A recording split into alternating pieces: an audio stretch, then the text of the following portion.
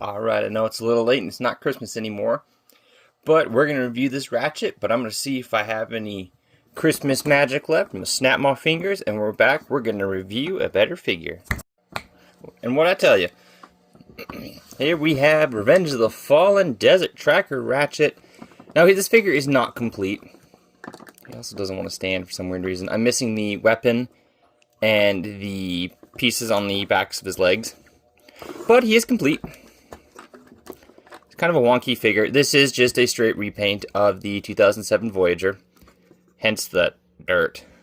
And we'll get into another paint thing that they did, or two other paint things. But yeah, pretty decently sized figure. Very large for a Voyager. He's bigger than Voyager Starscream. He's actually bigger than the Fallen. This is just a big Voyager. A very, very big Voyager. I can't hardly get him in frame. He's easily bigger than a current leader class, but we'll get in closer. You can see his head. You know, I'm going to do this now. We'll get in close so you can see his head. It is decently painted. It's not the greatest. It does have light piping, which is really nice. And you can see his body is made up just by the roof and the top of the front of the Hummer. Legs are pretty basic. He does have some nice detailing down here. You got some kind of like piston detail and stuff. Inside of the legs, you have the automorph that really doesn't do much besides punch these panels out a little bit. Arms are pretty nicely detailed, and you're probably noticing the asymmetry. Sorry, I have a bit of a cold, so this video review was a little late. But he has the peg hole on this side, which the roof, I won't call it a roll bar, but the roof cage would have pegged in there and been like a scissor weapon. I've always thought it looked stupid, so I wasn't worried about it. I only paid $9 for this figure. But this arm has an interesting feature. Now, if you owned the Fast Action Battler, the Axe Attack Ratchet, you'll know that he had a gun that had this part, but it was sideways. This figure calls it an axe, and yes, mine is loose and broken on one side. It's really weird. Also, it's weird that the paint's on one side, but not the other. It's really weird that they gave this Ratchet an axe. And I looked it up. This is the only Autobot from the first movie that does not feature a ranged weapon. He just has a flip-out fire axe that, and I'm going to be honest, that ain't saving anybody. So it's really weird. It's also weird that his hands are articulated, but if you bend it too much, you'll break that other peg off. So you can't really do much with them. This one's articulated as well, but it's molded in place. You can't move it whatsoever. Yeah, pretty clean transformation. There's a little bit of kibble. It's your stereotypical Ratchet kibble. You have this flap, which is weird. The Fast Action Battler has the same flap, and it actually has the same detailing. You got the doors, of course. But yeah, a pretty basic figure. We're going to get into articulation. So he does kind of have shoulder joints that click in and out. He does have a butterfly that moves backwards. Shoulders will do a full 360. They kind of catch on this windshield, so you gotta kind of watch that a little bit. I don't like these because they're clear plastic. I wish they would sit in further, but they don't, so they kind of catch on literally everything. Arms can move up, down, bicep rotation, hands, nothing there.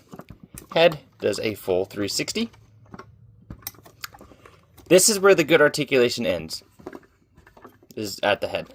Nothing at the waist. Hips can kick forward, but as you're noticing, yeah, so they can only go that far before you really start stressing this clear plastic. So you have that. That's it. Knees, you have that. That's it. A little under 90. You do have a thigh rotation for transformation. He has double jointed knees, but not in the way you think for transformation. Just a weird assortment of joints. It is a first movie figure through and through. So that's it for articulation. Sorry for all my sniffling. We'll get into transformation. So you want to take the top of him, unpeg it, and one thing I have to mention is this just feels, that's the plastic flexing. This figure feels gross. It's very much flimsy, but fold that all the way up, And you can take his head and rotate it all the way around. I normally don't because it feels like it's actually on a ball joint. It is on a ball joint, I think, but you're not getting much out of it. But that covers it up. Push the shoulders in. And now you're left with this kind of a mess. So you want to take these and rotate them out of the way. Try not to have any fear about that clear plastic. Bring it down. Fold the front kind of skirt sections in. And there you have the roof. And yes, mine is floppy. And then you want to untab the legs before you do anything. Bring them back. And then you can fold in the arms. I'm hoping all that was on frame. The legs are interesting. You want to rotate them, bring them up, and then fold the feet in. Because if you try to fold the feet in, that automorph gimmick catches. I'm scared of breaking the gears. So you want to fold that in. Same on the other side.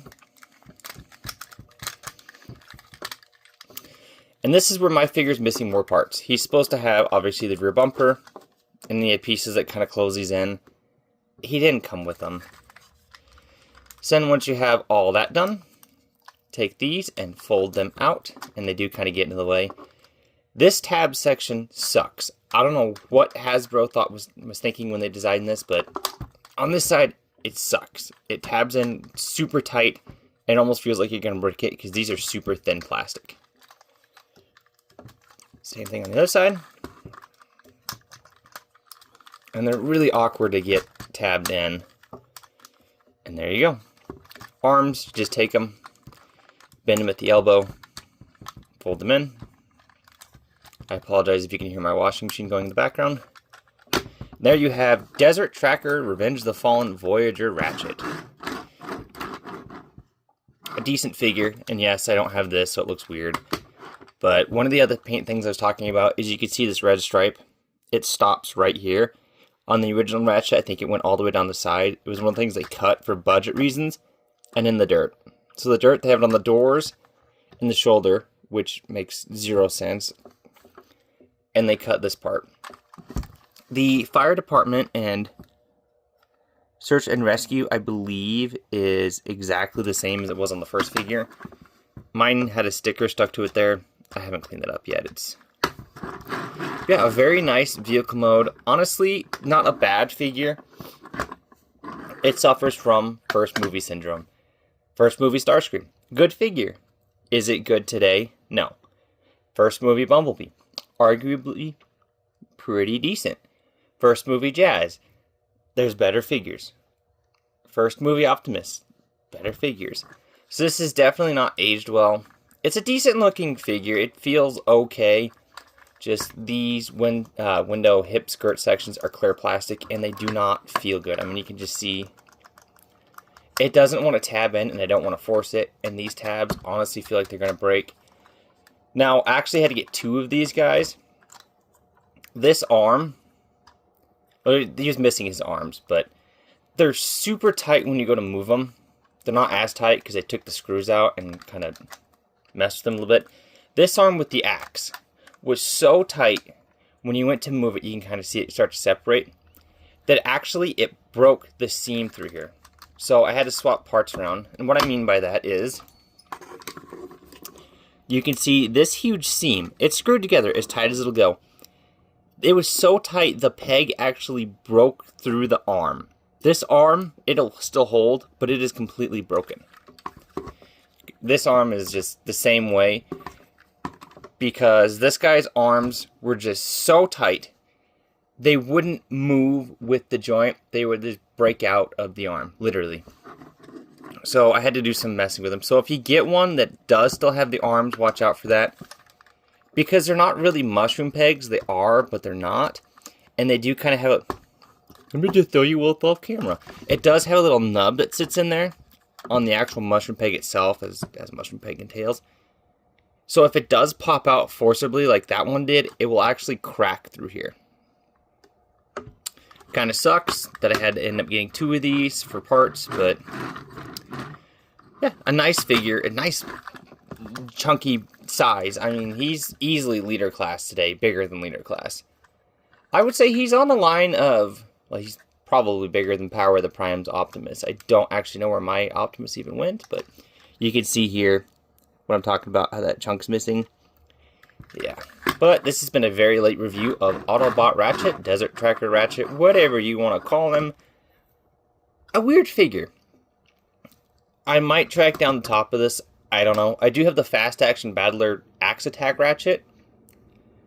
Between the two, this is a comparison I have to make. Between the two, they share a lot of parts, which is really, really weird. The arm placement on the Fast Action Battler, obviously they flip inwards. Arms are almost in the same place. The head cover piece, same way. The legs, on the Fast Action Battler, the legs actually, I feel like, work a little bit nicer. You don't have knees on that figure, but they kind of feel a little bit nicer when you transform it. Because these legs, I'll bring them in. You get the articulation that you want. I mean, without those pieces, yeah, you have literally all the articulation you could ever want or need from this guy. You could get him into some crazy poses. But the moment you have this midsection, that's about the best you're going to do. So Fast Action Battler had the hips, and the ball joints were kind of at an angle, so it gave him more range. I know I'm talking about a figure I'm not even reviewing. I honestly have no idea where that figure's at. When I find him, I'll show what I'm talking about. But also the shoulders on that one, they needed to be tweaked. And the weird thing about the Fast Action Battler, mine doesn't have it. I lost it years ago when the figure was new. His left arm had a dual minigun, which is weird. But yeah, that's just my gripe. And also, Fast Action Battler, this would flip with the Automorph. Which is really weird that this guy doesn't do the grill flip. Studio Series does it. Legends class obviously doesn't. The Deluxe Revenge of the Fallen figure, I honestly couldn't tell you. I actually have never had the Revenge of the Fallen Deluxe. I wanted him, and I was talking to a guy about buying him. He wanted $35 for him, and he wasn't even complete. He was in worse shape than this guy. I found both of these guys, I paid $11 for. I paid more for this guy than I did this guy. I mean, anyways. But every single version of Ratchet, except for this one and the Legends class, doesn't have the grill flip. But the Legends class has it molded and painted in, right side up.